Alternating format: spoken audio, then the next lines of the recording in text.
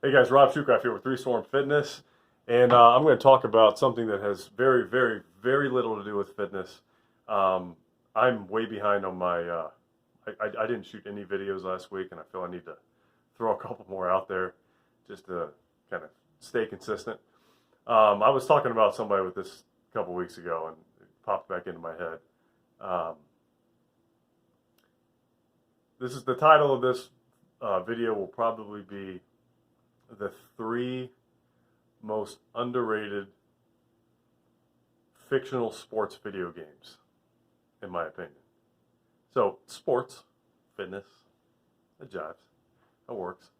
Um, I have not done any research on this. Research. I have not. I'm not going to show any videos of the games. I'll put links to them down below. You can check them out. There's no need, um, in my opinion. Plenty of YouTube videos of old gamers doing like speed runs and things like that. But I'll throw a couple links so you can know what I'm talking about. But and these games will be just based on. I'm just going to go purely off of how many hours I spent playing them. So that'll be my ranking system. Keep it to three. There's a lot that I've played that I wasn't as impressed with growing up, and a lot that I've seen that I know were awesome. Like what was one? Hyperblade is a game that I saw being played and looked awesome, but I never actually played it, so I can't really talk about that. I'm going to start off with number three. Number three is going to be for the original Nintendo NES called Super Dodgeball. Now, I know what you're thinking, dodgeball, you might be thinking dodgeball's not a sport, or you might be thinking, if you do think it's a sport, it's not a fictional sport. Nintendo's version of Super Dodgeball was fictional. There's nothing real about it, except that they're using a ball, and they're players coming from, I think, real countries. You can pick like United States, Soviet Union, um, Iceland. I think in Iceland, like it was all like their arena was like just ice, which I think Iceland, I think it's Greenland, if I'm not mistaken. That's more icy. I think Iceland. I think that was back in the hundreds of years ago. They were trying to like screw with people, so they'd invest money in the right place. So they called them different names. Anyways, I'm sure there's ice somewhere in Iceland. I would hope so. Way off topic already. This will be a long, unnecessarily long video about nothing. So look forward to that. Those of you who are into that. Super Dodgeball. One thing that's kind of interesting about it, I think anyway, is that when Super Nintendo came out, there were a lot of reiterations, kind of reboots of games. Not necessarily reboots, but sequels, and they precede everything with Super. So usually for Nintendo, anytime you hear Super, it indicates that it's a Super Nintendo game. Well, obviously Super Nintendo didn't exist when this game came out, but it's one of the games where, I guess Super C, Super Contra 2 came out for Nintendo also. But it's one of those games where you think it was a Super, of course there was a Super Contra too, if I'm not mistaken. I think that was the Super Nintendo version, which was a sweet game. Anyways, great game. One of the things I love about it, I think most of the other two games I'm going to talk about also involve this. Maybe there's something wrong with me, but you win essentially by killing the other team. Like, so classic dodgeball rules in the real world, like the way they really play it in Iceland, is you get hit with the ball, you're out, or you catch the ball, the other person's out, whatever. This, it's not like that. It's just you throw like there's these like supernatural, like each player. I think it's like it might be three guys on the court, or the whatever it's called in dodgeball, and I think you get like another two or three guys on the edges that like act as like they can give assists, or they can like get people out when their back's turned to them. So I think it's 5-on-5 or 6-on-6. Like I said, I didn't refresh research on this, but I think every player has like a super move, or like one or two super moves.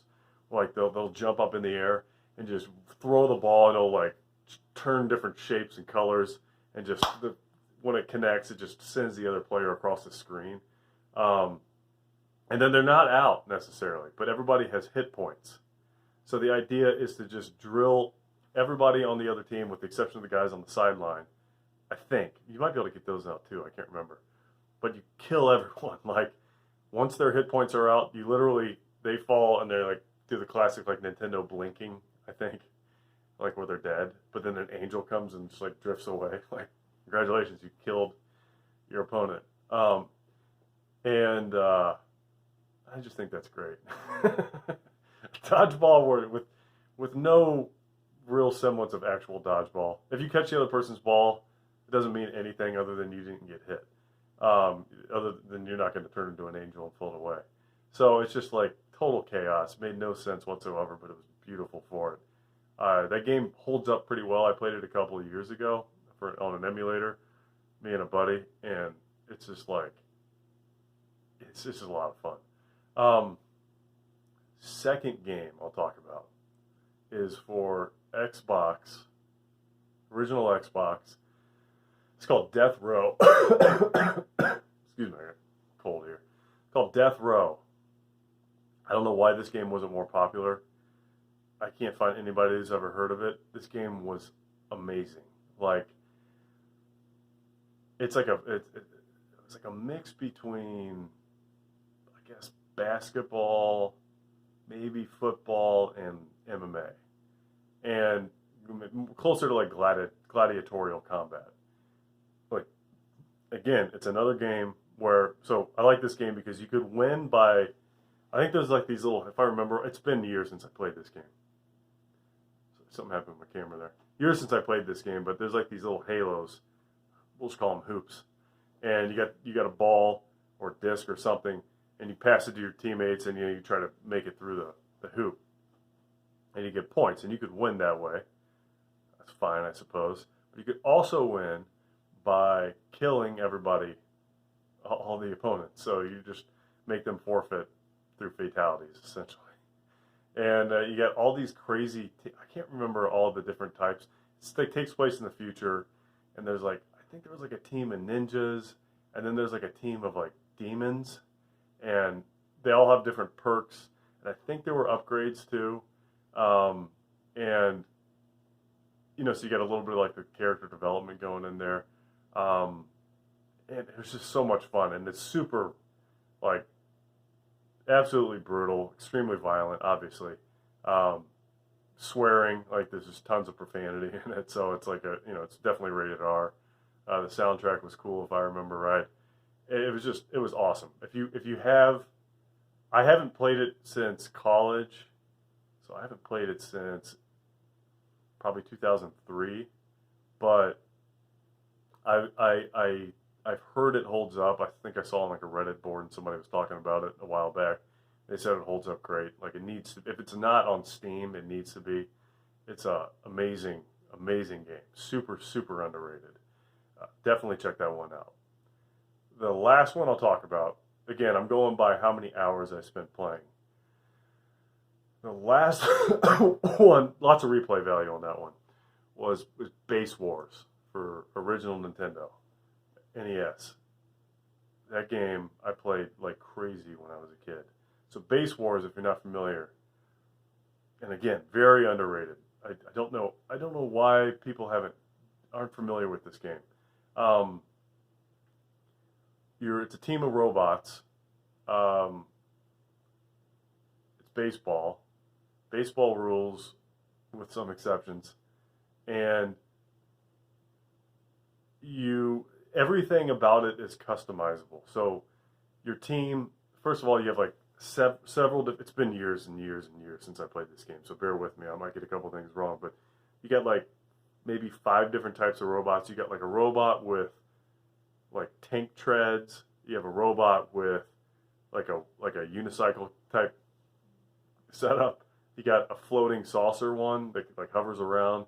You have bipedal, like basically just legs, and then I think that might be it.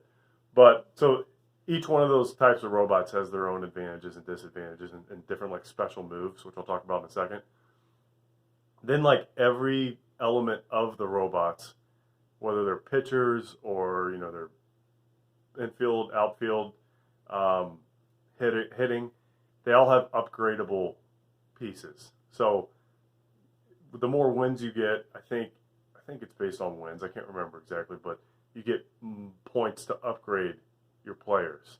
So, and like the pitchers, like you start off, you like do like a supercharge, and they'll do like a fastball that way, or you have a little bit of movement in the pitches itself, like based on like the cannon that you get for pitching, and then you have, but when you continue to upgrade, then you have like super fast pitches, and then like you could like make the ball swim around in air while you're pitching it. So lots of upgrades. Your hitters can hit harder. You can run faster based on your upgrades. The coolest part about it, kind of like Deathrow and Super Dodgeball, is you have you could play baseball. Generally speaking, the rules still apply, but you can kill everybody on the other team. You could win that way too.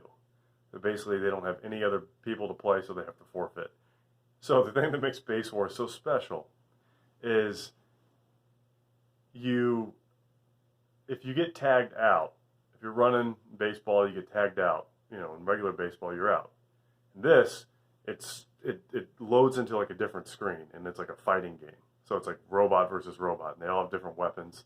There's like machine guns and laser swords, and I think the tank guys can do like a super like shoulder bash, and the flying saucer guys can come up, hover above you, and like slam you. So you have all these like little fights that go on in the middle of the game, or and whoever loses that. So if the runner wins, then he gets to keep advancing toward the next base. If they lose, and they're out. And every time you lose, I can't remember how it works exactly. I think it's hit point driven as well. But every time you lose, your total hit points goes down. And if you get, let's say you're a runner and you get out, you get beat 4 times or whatever, then that player's dead. And they're out of the game. I think you have to get repairs too. I might be wrong on that. On the next, because you can play seasons. And you get saves everything. So you can, which is kind of cool for Nintendo. Although for sports games, it kind of grew to be common. But like I think one of the first games to do that was Zelda, where you can actually save your game and turn the Nintendo off and go back and play it again, which now is obviously commonplace, but then it was pretty cool. Same thing here. You could save seasons and turn it off and go back and start where you left off. But you could upgrade to like laser swords, and I mean it was nuts. And again, you just kill everybody on the team. That's usually how I did it. I just keep running, stealing bases until everybody was dead. It's pretty cool. It's pretty cool. So that's my list of most underrated fictional sports video games. Love to hear your contributions. If you're a gamer, I don't get to play video games anymore. Got too much crap going on. One of the reasons I work hard is someday I'd like to retire and just play video games. I got a list of games that I want to play. I'm just going to go through them, binge on them for like 7 years straight. That's my plan. Shoot for the stars, baby. I'd love to hear what games, underrated fictional sports games, or maybe even fictional sports movies. Like, watched Blood of Heroes. You ever see that one? Rutger Hauer and Vincent D'Onofrio. Fine film. Anyways, great topic. Hopefully you enjoyed the video. Rob Shoecraft, 3Storm Fitness. If this is the first video you've ever watched, usually I talk about fitness stuff and not old video games that no one's ever heard of. So subscribe. You guys have a great day.